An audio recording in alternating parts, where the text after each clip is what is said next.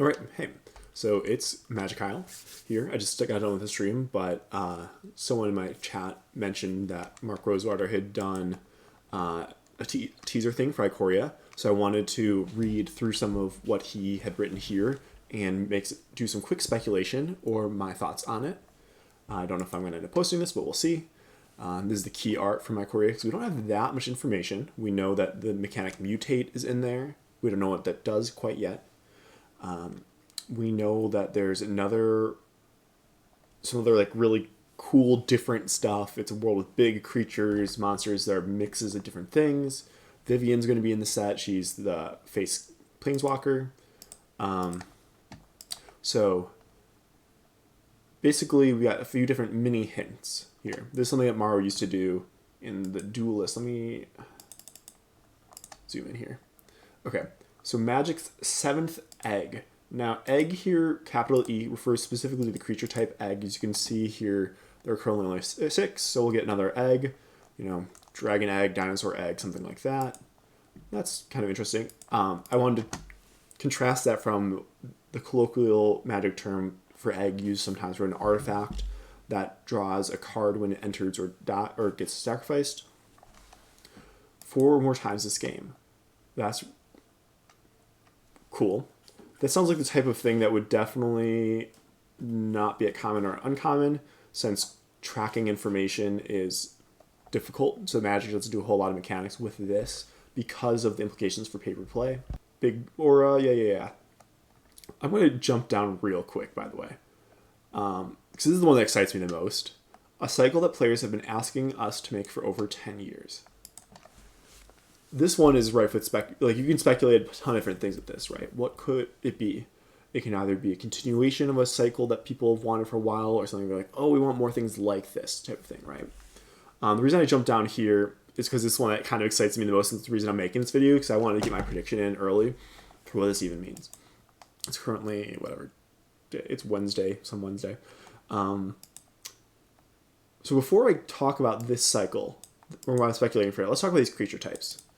Dinosaur Turtle, Shark Beast, Demon Kraken, Elemental Otter, the return of Brushwags, which I was thinking about this last week. I'm like, are we ever going to get another Brushwag? We better, and I'm really excited that we are. Hellion Horror and Nightmare Squirrel. Yes, that's an actual Nightmare Squirrel, not just a... He confirmed on Twitter that like there's no changelings. They're actually those creature types. So I think in the basically previewing the content of like, okay, what is Ikoria about, right? It's not just giant kaiju monsters. There's like some mashed up mutant things. We have the mechanic mutate, right? Where we have things that are, it's kind of like a Simic paradise in some ways, but even though it seems a lot more natural, it's because my guess is, lore wise, these crystals or whatever, making some really cool animals evolve or develop. Based on that premise, a cycle that players have been asking us to make for over 10 years. So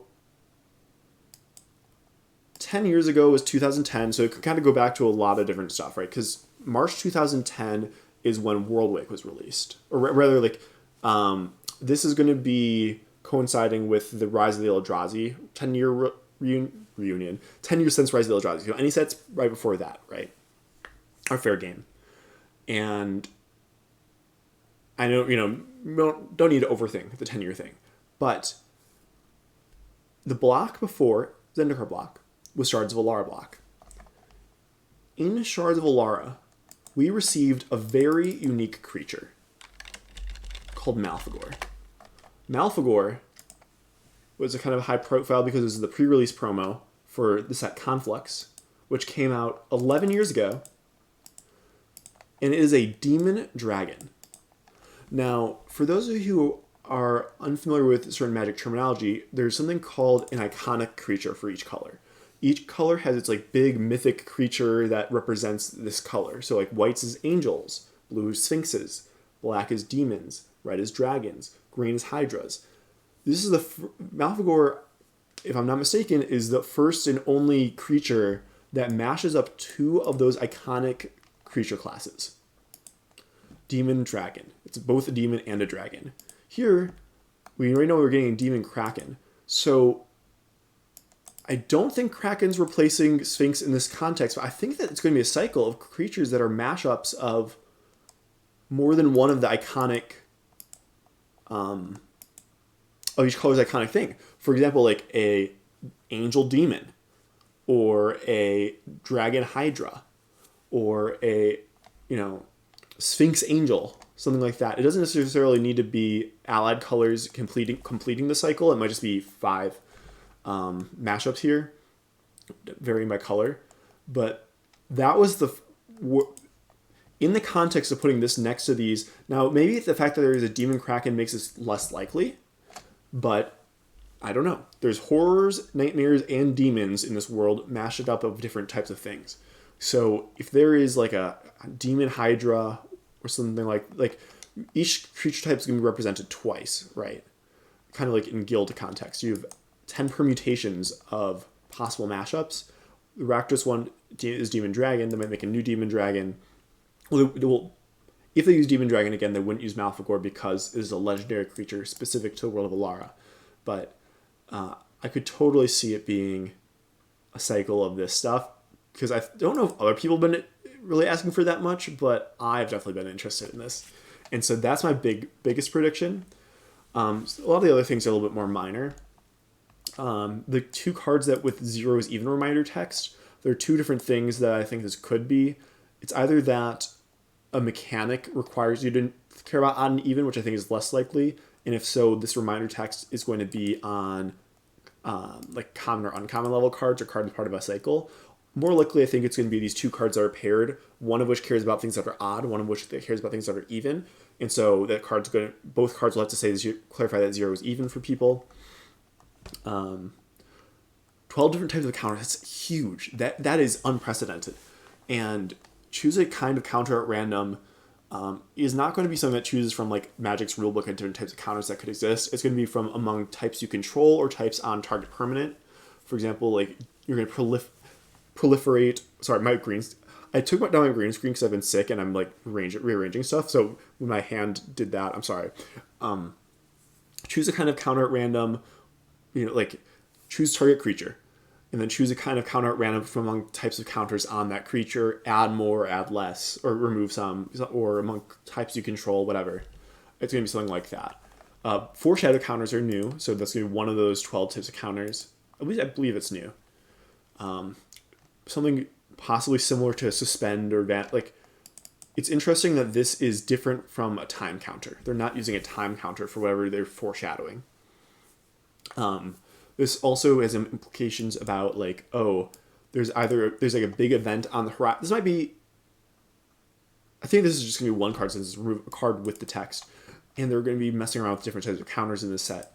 But it might just be kind of a throwaway card or whatever, but could be foreshadowing and like lore-wise stuff like, something big is coming, and that's part of the premise. Because we don't know much about, like I said, we know that Vivian is there. I don't know what Vivian's doing there. Bolas is, as far as Vivian knows, Bolas is dead now, and Bolas is the only planeswalker who Vivian had previous connections to. Because for those of you who aren't familiar, Vivian is a Beastmaster planeswalker whose home world, Scala, was destroyed by Nicol Bolas. And so we don't know what her motivations and stuff are right now, besides being kind of anti-civilization stuff. She likes chilling with cool monsters. She's like a Pokemon trainer. Okay, so the 3 cards with the text different names. So if you control multiple whatevers with different names, do a thing. Would be my guess. Or cards that like share creature types with different names. Or share creatures with different names. Choose to, search for, like there's been, shared summons from the last set, or from the last core set rather. Search your deck for 2 creatures with 2 different names. The other stuff, like, we can kind of speculate about what this is. I'm excited that there's going to be a Squirrel and Standard Legal set. I think we might start seeing more of this going forward, since the reception to Squirrels has been positive since them being brought back in the unsets, and like the reception was so positive, and from the somewhat unofficial market research that Mark Rosewar does in his polls. Like, it shows that squirrels are popular with the audience and the correct type of silly. especially if it's like a nightmare squirrel, then maybe it's not super as silly. It's like a nightmare creature. But hopefully we see more squirrels going forward. Those are kind of cool thing. Elemental otter. I think this is the otter, the brushwag, and the squirrel are all representative to me of how like normal kind of woodland creatures, like normal earth type creatures that you'll see kind of exist here within the context of becoming magical, or they we're gonna see a lot of just cool creatures. I don't know.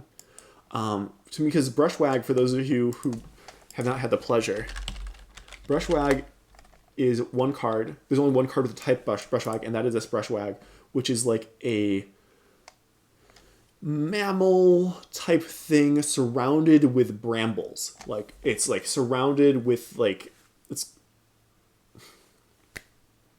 in a thing of thorny branches. It's like in a giant ball. It's kind of like a hedgehog or porcupine where it's got spines, but really it's like a creature that its body is this gnarled mass of what I think is plant-based. But in that way, it's pretty similar to an elemental otter, right? It's like a, mammalian type creature combined with some natural element. Here we've got a mammalian creature with darkness energy, right?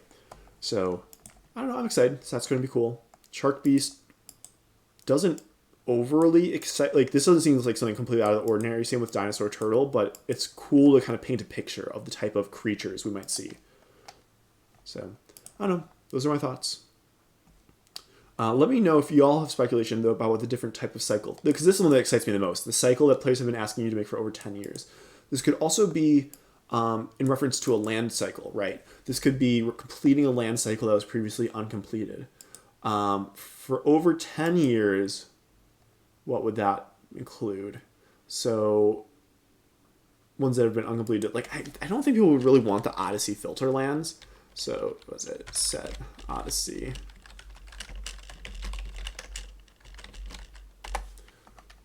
So, these, like, Darkwater Catacombs, like this cycle, I don't think people are clamoring to have finished anytime soon. But we are missing the enemy colored ones for this. Right now we have balance in standard of what the rare lands are, so I'm not expecting them to print new rare lands in Ikoria. But it could also even be something like what is it, like the like not the fetch lands that you think of like Onslaught or Zendikar block ones, but the common fetch lands from, I want to say Mirage.